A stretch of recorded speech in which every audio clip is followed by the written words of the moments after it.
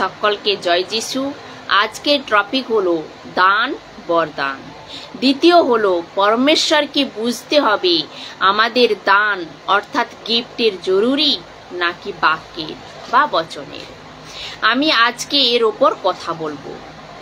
আমাদের পরমেশ্বরের বাক্য চাই না দান চাই? এজন্য লেখা আছে দান বরদান। আমাদের চাই পরমেশ্বরকে বোঝার জন্য দানের জরুরি নাকি বাক্যের বা বচনের, এর ওপর আজকে বলবো। আপনাদের বুঝতে হবে এর অর্থ কি। এর অর্থ হলো পরমেশ্বরকে পাওয়া, উদ্ধার পাওয়া, পবিত্র আত্মা পাওয়া। কেননা কিছু লোক শেখাচ্ছে কি যতক্ষণ না আপনার কাছে দান নেই ততক্ষণ আপনি পরমেশ্বরকে পাবেন না, উদ্ধারও পাবেন না, আর পবিত্র আত্মাও পাবেন না।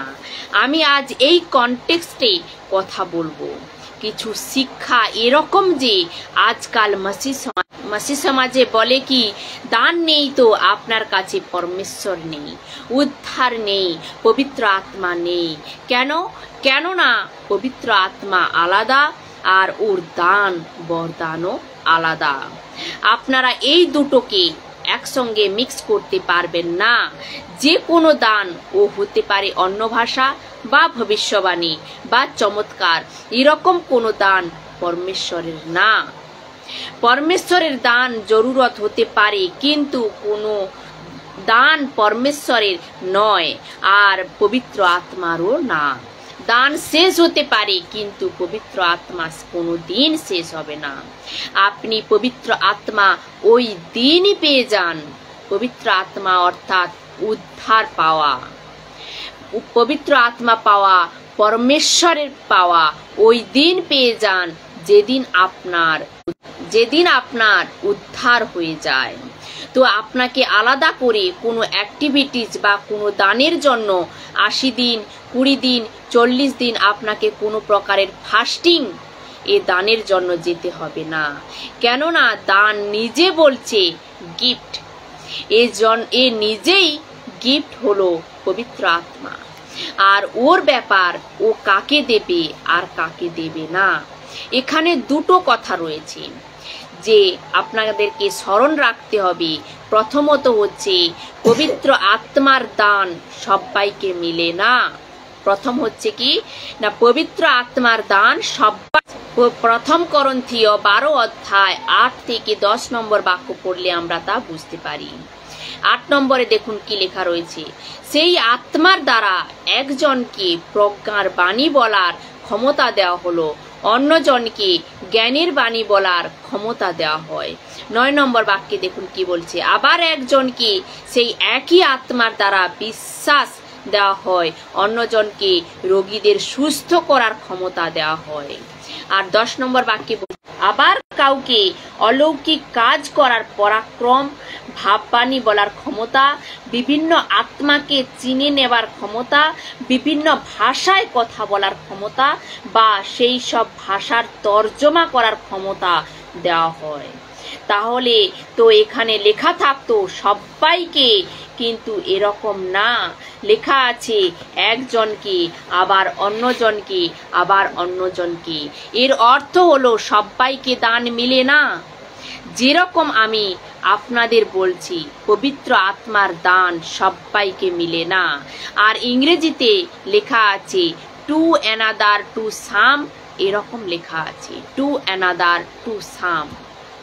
দ্বিতীয়ত হলো এ হলো প্রথম পয়েন্ট। আর দ্বিতীয় পয়েন্ট হলো পবিত্র আত্মা নির্ণয় নেবে যে কাকে কোন দান দেওয়া ঠিক হবে। এ পবিত্র আত্মাই ঠিক করবে যে কাকে কোন দান দেওয়া হবে। আপনি ঠিক করবেন না, এ পবিত্র আত্মাই ঠিক করবে যে কাকে কোন দান দেওয়া ঠিক হবে। বাক্যটি হলো প্রথম করন্থীয় 12 অধ্যায় 11 নম্বর বাক্যে দেখুন কি বলছে, কিন্তু এই সব কাজ সেই এক আত্মাই সম্পন্ন করেন এবং কাকে কি ক্ষমতা দেবেন তা তিনি স্থির করেন। ইংরেজিতে লেখা আছে অ্যাজ হি উইল। এর অর্থ হলো পবিত্র আত্মা নির্ণয় নেবে কাকে কোন দান দেবে। এবার দেখুন বন্ধুরা যে এরকম কোনো বাক্য বাইবেলে কি লেখা রয়েছে যে আপনি দান বিনা পরমেশ্বরকে বুঝতে পারবেন না? আমার চ্যালেঞ্জ আপনাদের সবাইকে, যতজন এ শিখছেন বা যতজন এ শিখাচ্ছে কিনা অন্য ভাষা দান বা দান বিনা আপনার কাছে পবিত্র আত্মা নেই, আপনার কাছে উদ্ধার নেই, আপনার কাছে পরমেশ্বর নেই, আপনি দান বিনা স্বর্গে যেতে পারবেন না। এরকম ব্যক্তিকে আমি চ্যালেঞ্জ দিচ্ছি আর ওদের বলছি আমাকে বাইবেল থেকে এই বাক্য খুঁজে বের করে দিন যে এরকম কোথায় লেখা আছে এবং কনটেক্সটে বের করে দিন। যেখানে লেখা আছে আপনি যতক্ষণ না দান মিলছে ততক্ষণ আপনার উদ্ধার নেই, আপনি পরমেশ্বরকে বুঝতে পারবেন না, এরকম এক বাক্য খুঁজে বের করে দিন। তো এরপর দেখুন কি রয়েছে, এরপর এক বাক্য খুঁজে বের করে দিন, এরকম এক বাক্য খুঁজে বের করে দিন। এর পরের বাক্যে দেখুন কি লেখা আছে, 2 তিমথিয় 3 অধ্যায় 16 থেকে 17 নম্বর বাক্য পড়লে আমরা তা বুঝতে পারি। দেখুন কি বলছি, সমস্ত শাস্ত্রই ঈশ্বর দিয়েছেন এবং অনুযোগ, সংশোধন ও ন্যায়পরায়ণ জীবনযাপনের জন্য প্রতিটি বাক্যই সঠিক নির্দেশ দিতে পারে। 17 নম্বর বাক্যে দেখুন কি বলছে, যেন তার দ্বারা ঈশ্বরের লোক পরিপক্ক ও সমস্ত সৎকর্মের জন্য সুসজ্জিত হয়। তো আপনার দান চাই না পরমেশ্বর? আমি দান যদি চাই না চাই আর যদি মিলে তো প্রেজ গড, পবিত্র আত্মা দেয় তো প্রেজ গড, কিন্তু আমাকে ওর বাক্য চাই প্রথমে। কার? পরমেশ্বরের বাক্য চাই প্রথমে। আমি যত বাক্য পড়ব তত প্রভুতে বাড়ব, আমি যতটা বাক্যতে বেনে থাকবো ততটা পরমেশ্বরকে বুঝতে পারবো। আমি বুঝতে পারি না যে এরকম ভাবে কেন বলে না, যে প্রিচার লোক টিচার লোক এরা এরকম ভাবে কেন বলে না, কেন শেখায় না? আপনারা মনে রাখবেন, দান বরদান সেবা সম্বন্ধিত দেওয়া হয়েছে, এছাড়া আর কোনো দ্বিতীয় কানেকশন নেই।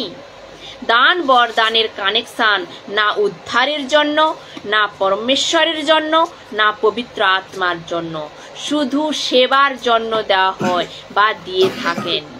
আমি আবার আপনাদের বলছি, এরকম যদি কেউ শিক্ষা দেয় কি আপনার কাছে দান হওয়া জরুরি, তবে আপনার উদ্ধার হবে, আপনার কাছে পবিত্র আত্মা আসবে, আপনার দান থাকবে। তো আমি আপনাদের বলছি, প্রথমে বাক্য থাকা জরুরি।